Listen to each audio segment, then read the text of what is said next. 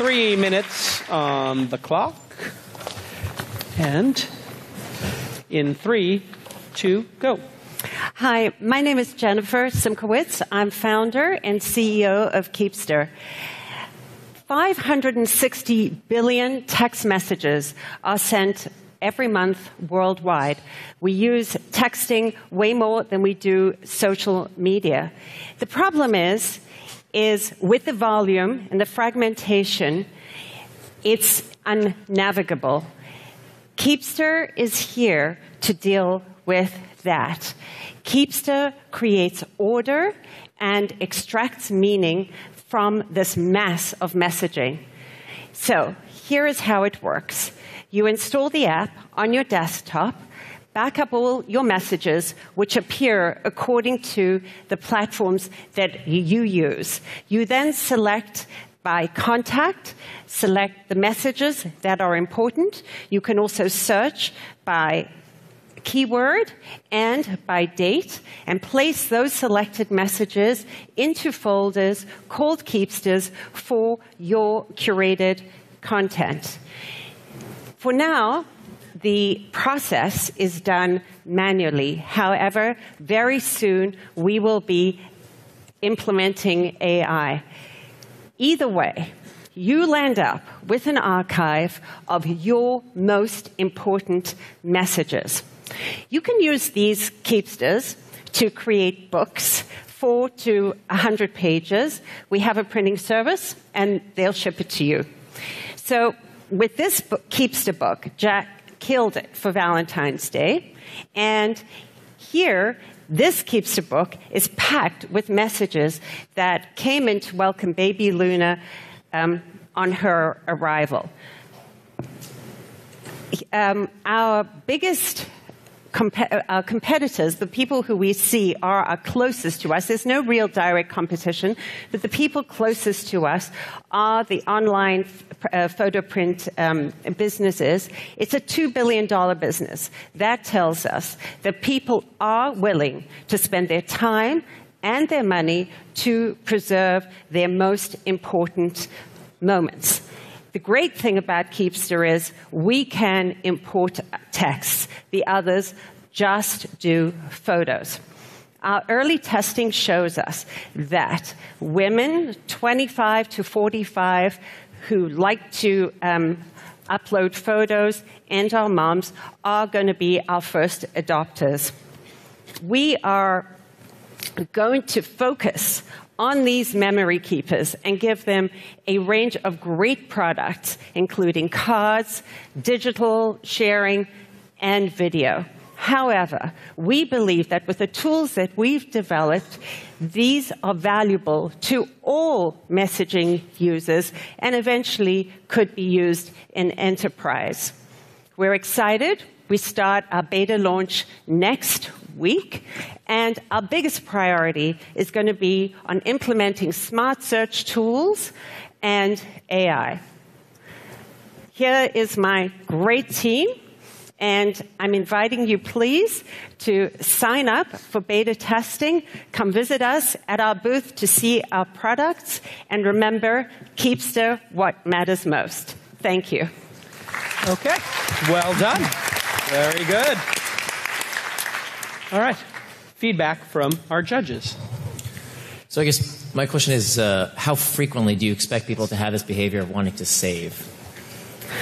Well, as I said, the online photo print business is a big business. People do it regularly.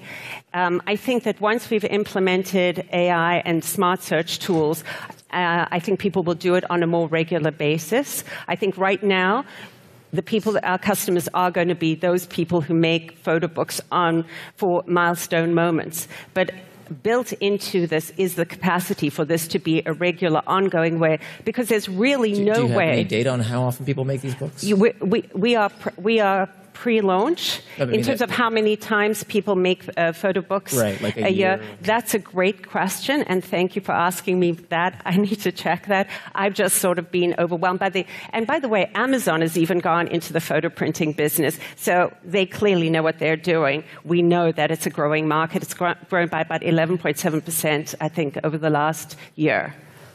Can you maybe talk a little bit more about your go-to-market strategy and how you're going to get the word out to your target market initially?